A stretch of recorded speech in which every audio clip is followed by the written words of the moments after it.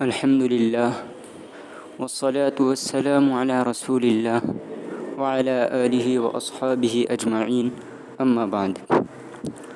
محترم حضرات اور سامعین کرام، یہ مہینہ شوال المکرم کا مہینہ چل رہا ہے۔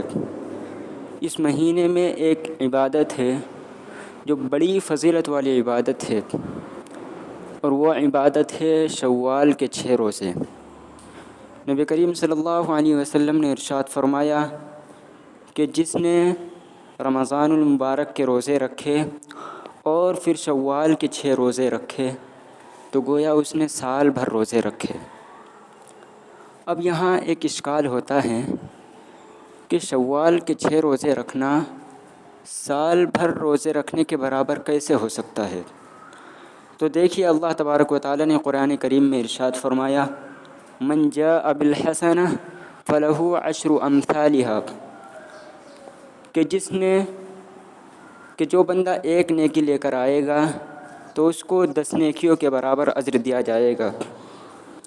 تو اب دیکھیے، جس نے رمضان المبارک کے 30 روزے رکھے تو گویا اس نے 10 مہینے روزے رکھے، اور پھر شوال کے 6 روزے اگر رکھ لیے تو گویا اس نے 2 مہینے روزے رکھ لیے، اور سال میں 12 مہینے ہوتے ہیں۔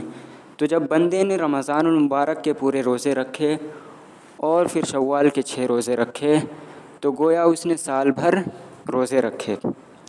اب چند باتیں خیال میں رکھنے کی ہیں۔ سب سے پہلے تو یہ کہ بعض لوگوں کا خیال یہ ہوگا کہ شوال کے 6 روزے عید الفطر کے فوراً بعد رکھنا ضروری ہے، یعنی عید کے اگلے دن سے ہی رکھنا شروع کر دینا یہ ضروری ہے۔ اور بعض لوگوں کا خیال یہ بھی ہوگا کہ شوال کے 6 روزے یہ لگاتار رکھنا ضروری ہے، یعنی بیچ میں کوئی ایک دن بھی نہ چھوٹے، اس طرح سے رکھنا ضروری ہے۔ یہ دونوں باتیں بالکل غلط ہیں، بلکہ شوال کے پورے مہینے میں جب بھی چاہے، جس طرح چاہے، اکٹھے کر کے یا پھر الگ الگ کر کے، جس طرح بھی رکھنا چاہیں رکھ سکتے ہیں۔